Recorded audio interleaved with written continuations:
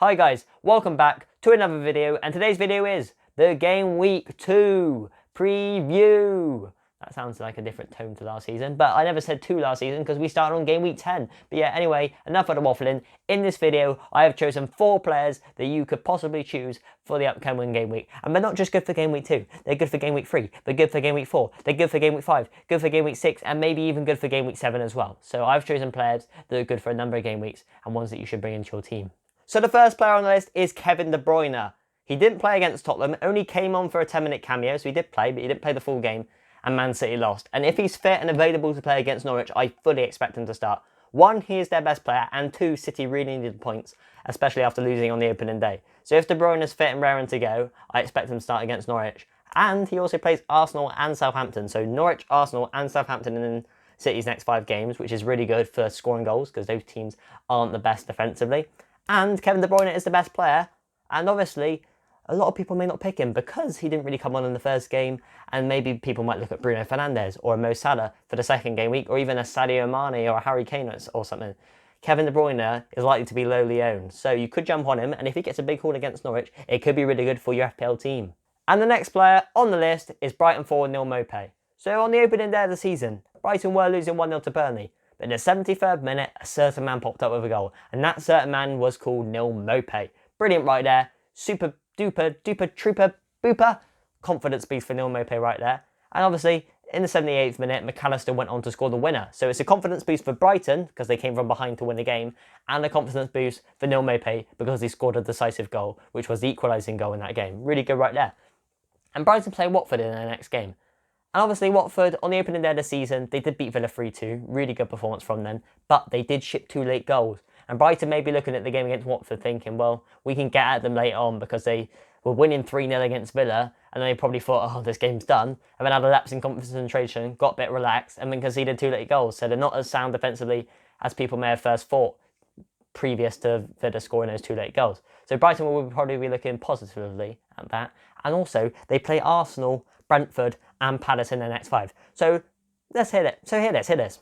Brighton played Palace, Brentford, Arsenal and Watford in their next 5 games. What was there not more to like about picking up points and scoring goals in those games? Absolutely beautiful there for Neil Maupay and Brighton. And yes, maybe last season Brighton's attack was a bit blunt and they did struggle to score goals. And maybe their defensive qualities and all their clean sheets they kept them in the division. But this season, I do expect that to change. And after winning on the opening day of the season, it could give Brighton a massive confidence boost going into the next set of fixtures, which do look really good for them. And the next player on the list is Newcastle forward Callum Wilson. So he's owned by less than 10% of the game. He plays Southampton in their next 5 games. And also he's got Aston Villa next. And it may sound weird saying he's got Aston Villa next, because last season they were brilliant defensively, but on the opening day they did concede 3 goals against Watford, which doesn't bode well for them. And Callum Wilson scored against West Ham. Yes, I know Newcastle lost 4-2, but they did look quite good going forward, and Callum Wilson got a goal. So he's going to have the boost in confidence from scoring that goal, and obviously he's going to look at the previous fixture of Aston Villa conceding 3 goals and think, I could score in this game. Well, he's probably going to think that.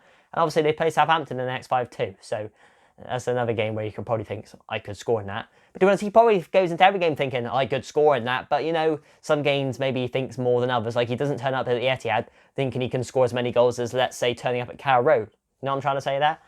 And also, he is probably Newcastle's best player.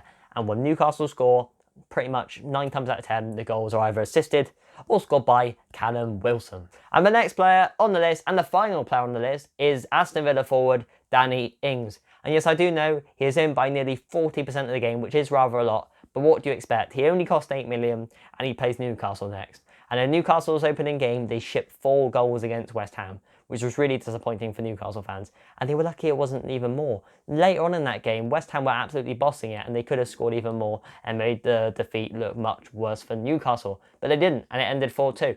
And maybe Danny Ings was looking at that. And obviously the other Villa attacking options, Buendia, Bailey, Watkins, McGinn, etc., looking at that thinking, we can score goals. If West Ham can score 4, we're arguably a better attacking team than West Ham. Surely we can score 5. Well, they probably don't think like that. But you know what I'm trying to say.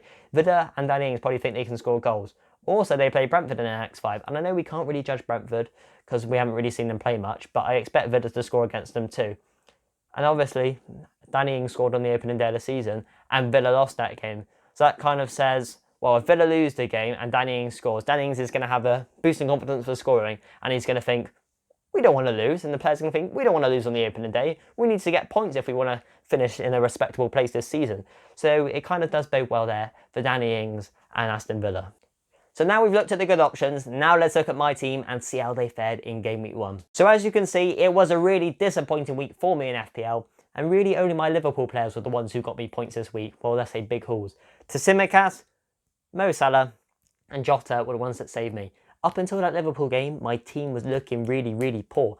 I mean, even post that Liverpool game, my team was looking really poor as well. But as you can see, I am a Liverpool fan, so I was really happy with the result, but I wasn't happy with my FPL team this week. Also, you are probably wondering what transfers I'm going to make this week. So I've only got one free transfer, as everyone has, but I'm going to take a -4. I'm going to take out Harry Kane, because we really don't know what his Tottenham future is going to be like. We don't know if he's going to stay, we don't know if he's going to go, we don't know what his form's going to be like. And I'm going to bring in Callum Wilson. And then I'm also going to take out this guy, who I've never heard of before, and apparently he's left the club, and bring in Danny Ings. And I know you're probably thinking, all that rave about Neil Maupay to not bring him in. And yes, I do know, but I think Danny Ings and Callum Wilson are the better options. But obviously, like I've said, I've got to take a -4, which is quite disappointing, but it is what it is, and I think it could possibly benefit me. Not the -4, obviously, but the players that I'm bringing in. Anyway, guys, thank you for watching the video. I hope you enjoyed it, and I'll catch you in the next one.